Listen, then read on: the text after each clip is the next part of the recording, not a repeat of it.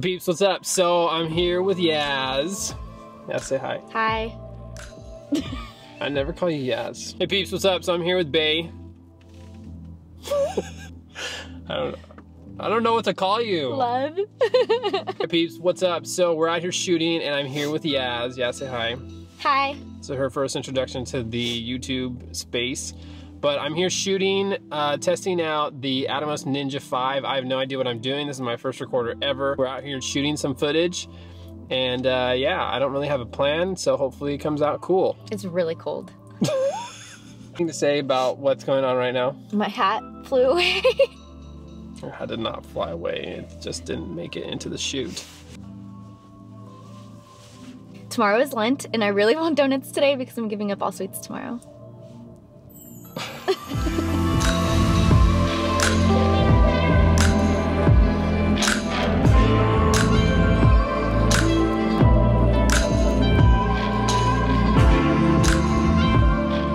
You guys enjoyed that little cinematic bit. I shot some of the footage internally via the Canon EOS R and then some of it with the Atomos Ninja V.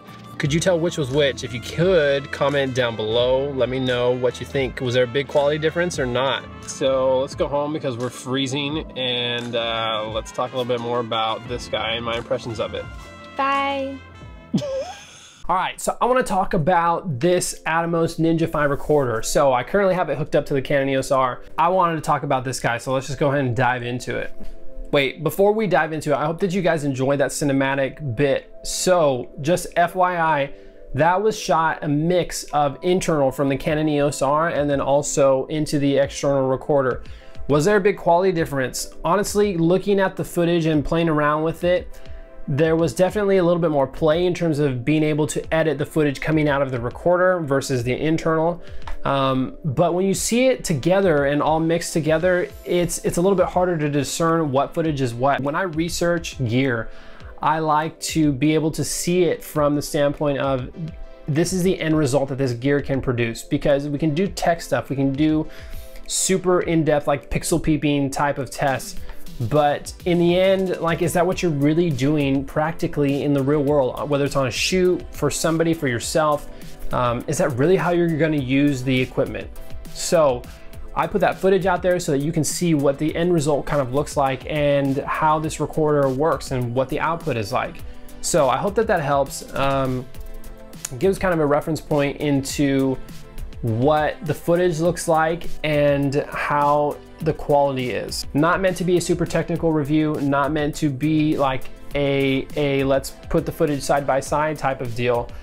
Meant to be a practical look into what this recorder can do and the output that it can give, and then also how does that fit into my workflow as a minimal shooter, as a hybrid shooter. Does it get in the way of me creating what I want to create, or does it enhance that? Or maybe it doesn't do either one of those. So that's kind of what I'm looking at today, so let's just jump into it.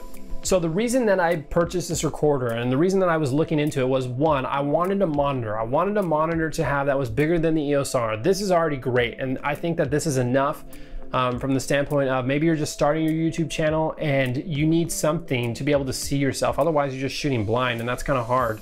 And then also too, for commercial shoots, for the paid work that I get, for weddings, for business shoots, and that type of thing.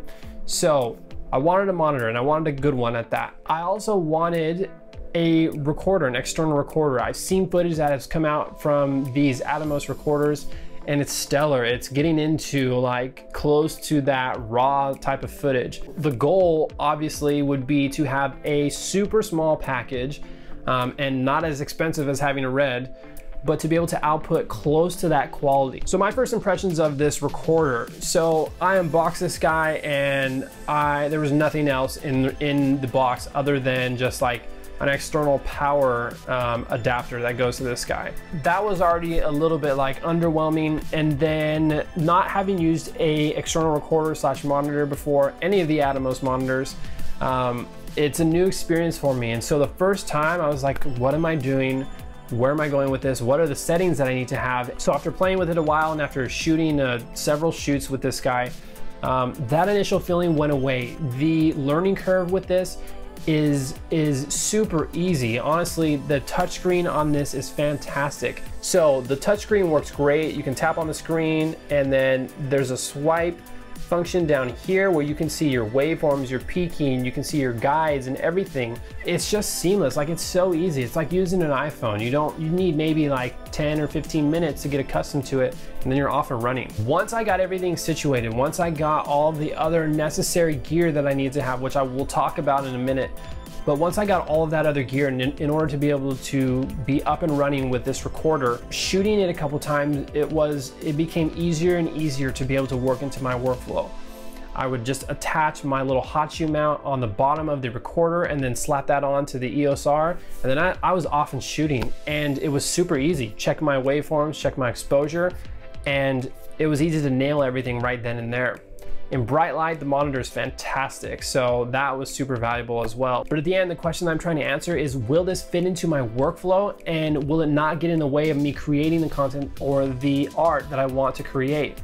So that was a big question, and the short answer to that is it does not get in the way. It definitely does help to kind of enhance the creativity and allow me to be more accurate with things that I'm shooting.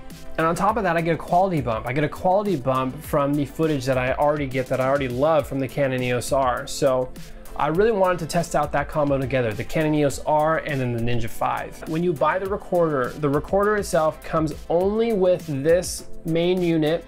It does not come with a battery. It does not come with a external SSD. It does not come with a cable. So those are all things that you're gonna have to get. You're also gonna need a way to attach this to your camera. So this is what I ended up buying off of Amazon, just like a little hot shoe mount. You can search on Amazon, monitor hot shoe mount, and hopefully that this will pop up. I think it was a Photo Welt brand, but I'll link it down below in the description. So one of the other things that I would recommend too is this clamp. So again, this is my first time with a recorder. So this is a clamp by Small Rig that I ended up getting. And this has been super useful because I can throw this onto one of my camera stands and mount it there, or onto a desk. And there's just so many different variations that I could do with this. I'll put links down below in the description in case you're interested in any of these, any of the items, but just keep in mind that those are the things that you're gonna need to kind of get this up and running. You're not gonna need the clamp essentially, but everything else in terms of the battery, the cable, the SSD, and then a way to mount this onto your camera, you're gonna need to get those things on top of just the recorder. I think in total, it came out to me for around like $850. So just keep that in mind, that it's not just gonna be the cost of the recorder. So who's this recorder for? I think this recorder would be great for run and gun film shooters, great for weddings. If you're doing smaller scale corporate type of shoots or commercial shoots, I think this would be great. YouTube content creators, if you can swing your budget from just the monitor to getting the external recorder on top of that, I would totally go for it. The reason that I ended up going that route and spending the extra money is because in the end, I can use this in the future with other cameras. It's not just specific to my one camera. Hopefully, the idea is that I can grow with this, and it'll grow with me in terms of having the quality that I need in a couple of years. As a business owner, having equipment that is able to grow with you and you're not needing to refresh every year or even sooner than that, that's super valuable, and that's definitely a better investment than say something that you're gonna have to just replace in a year. Honestly, I'm really enjoying using this recorder. It's just allowing me to get better footage, to play back that footage right on this guy and to see it right then and there to make sure that I have it.